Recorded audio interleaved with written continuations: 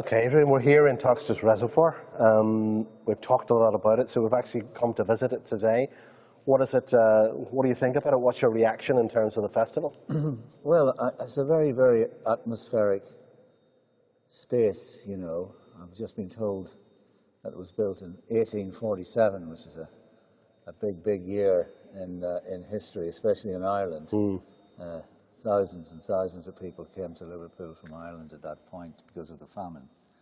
So it's a very cold space because, you know, the sunlight doesn't pierce, you know, in here. So it's really atmospheric, and I think people are going to be very much on the alert when they come in here. We're going to have to ask them to put their winter coats on. And as you can probably hear,